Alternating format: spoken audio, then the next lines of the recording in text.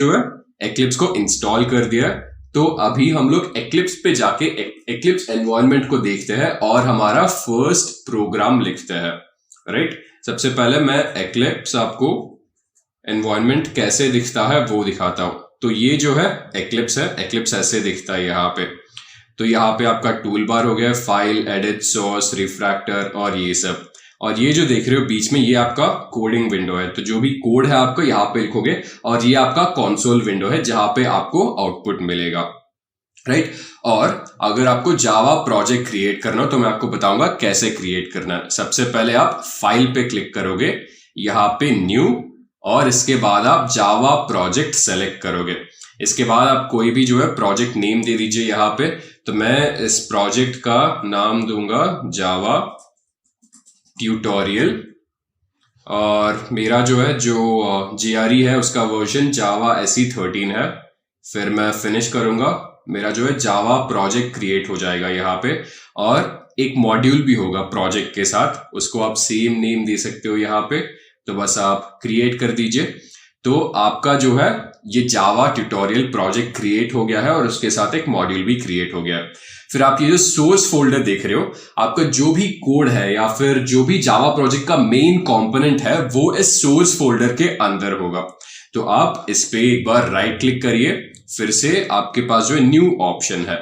तो इसके अंदर आप एक पैकेज क्रिएट करोगे। तो जो भी आपका प्रोग्राम होगा इस पैकेज के अंदर होगा। तो फिर से आप जो है इसको सेम नेम दोगे जो आपका जावा प्रोजेक्ट था, और आपका जो जावा पैकेज है उसका नाम सेम दोगे आप। ठीक है, ये बहुत इंपॉर्टेंट है गाइस। तो इस जावा पैकेज और जावा प्रोजेक्ट का नाम आप सेम रखोगे, फिर आप फिनिश क्लिक करोगे यहाँ पे। तो आपका पैकेज भी क्रिएट हो गया है। फिर पैकेज पे आप राइट क्लिक करोगे, न्यू, और इस पैकेज के अंदर आप एक क्लास क्रिएट करोगे, और इस क्लास का नाम आप जो है इस प्रोजेक्ट से सेम रखोगे बाय कन्वेंशन। तो मैं इसका क्लास का नाम जो है जावा ट्यूटोरियल लिखता हूं। और जब भी आप क्लास क्रिएट कर रहे हो, बाय कन्वेंशन जो है क्लास का पहला लेटर कैपिटल होना चाहिए। तो यहाँ पे मैं जय कैपिटल दे रहा हूं यहाँ पे, और ये कैमल केस है। तो जहां पे भी मतलब एक वर्ड खत्म हो रहा है और दूसरा वर्ड स्टार्ट हो रहा है, फिर से वो दूसरे वर्ड का जो पहला लेटर है वो आप कैपिटल रखोगे। तो ऐसे हमने जो है ये क्लास क्रिएट किया है, और उसके अंदर हम एक फंक्शन इंक्लूड करेंगे। तो आपको ये थोड़ा सा कॉम्प्लिकेटेड लग सकता है अगर आपने कभी प्रोग्रामिंग नहीं किया हो और आपको पता नहीं है फंक्शन क्या है, तो थोड़ा सा कंफ्यूजिंग हो सकता है, बट फिर भी हम अच्छे से समझेंगे। तो बस फिलहाल के लिए यहाँ पे आप क्लास का नाम लिख दीजिए, यहाँ पे public static void main include कर दीजिए, फिर फिनिश पे क्लिक करिए। तो अभी जो है हमारा ये क्लास क्रिएट हो गया है जावा ट्यूटोरियल। फिर इसके अंदर ये फंक्शन है public static void main string args। तो इसको हम अच्छे से समझते हैं। तो इस क्लास को समझते हैं। तो क्योंकि जावा एक purely object oriented programming language है, तो जो भी आप जावा में करते हो वो हमेशा क्लास में ही रहेगा।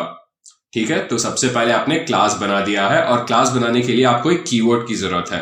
तो जावा ट्यूटोरियल जो है इस क्लास कीवर्ड से प्रीसीड कर रहा है।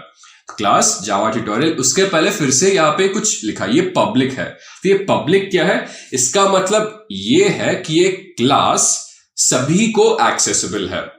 तो इसको हम एक एक्सेस मॉडिफायर बोलते हैं। तो आपके पास जो है डिफरेंट एक्सेस मॉडिफायर्स होते हैं, जैसे पब्लिक, प्राइवेट और प्रोटेक्टेड। और बाय कन्वेंशन हम पब्लिक एक्सेस मॉडिफायर यूज करते हैं। तो जब आप एक्सेस मॉडिफायर को पब्लिक रखते हो तो वो जो भी क्लास हो that is available to everyone in the programme. फिर क्लास के अंदर हम ये मेन फंक्शन क्रिएट करेंगे। तो आप ऐसा समझ लीजिए कि जो मेन फंक्शन है वहां पे आपका प्रोग्राम का एग्जीक्यूशन स्टार्ट होता है और वहीं पे आपका प्रोग्राम का एग्जीक्यूशन एंड होता है। तो ये आपके प्रोग्राम का मेन कंपोनेंट है। राइट, तो यहां पे हमने ये फंक्शन बना लिया है। फिर फंक्शन का एक रिटर्न टाइप होता है, हर एक फंक्शन का एक रिटर्न टाइप होता है, और इस मेन फंक्शन का रिटर्न टाइप है वॉइड। वॉइड मतलब ये कुछ भी रिटर्न नहीं करेगा। और फिर इसके बाद यहाँ पे पब्लिक स्टैटिक लिखा है। पब्लिक का मतलब ये है फिर से कि ये मेन फंक्शन जो है हर जगह से एक्सेसिबल है क्योंकि ये पब्लिक फंक्शन है।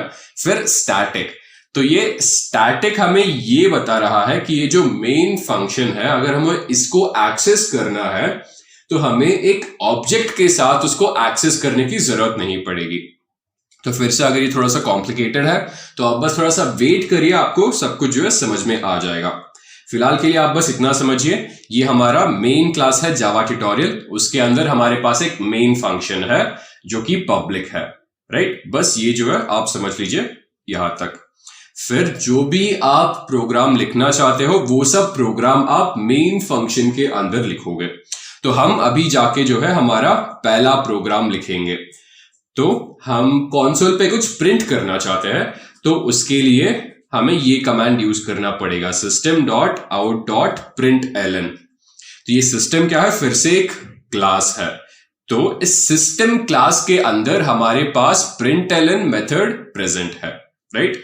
तो हम इस सिस्टम क्लास से ये println मेथड एक्सेस कर रहे हैं और इसके अंदर जो भी मैं लिखूंगा वो प्रिंट हो जाएगा। तो मान लेता है मैं लिखता हूं दिस इज स्पार्टा और मैं यहां पे एक सेमीकोलन रख देता हूं, तो इससे जो है मैं सक्सेसफुली ये प्रिंट कर रहा हूं। अभी इस प्रोग्राम को रन करना हो तो यहां पे क्लिक कीजिए, यहां पे ओके करिए, फिर आपको रिजल्ट मिल जाएगा, राइट। तो हमने सक्सेसफुली हमारा फर्स्ट जावा प्रोग्राम लिख दिया है और यहां पे प्रिंट किया है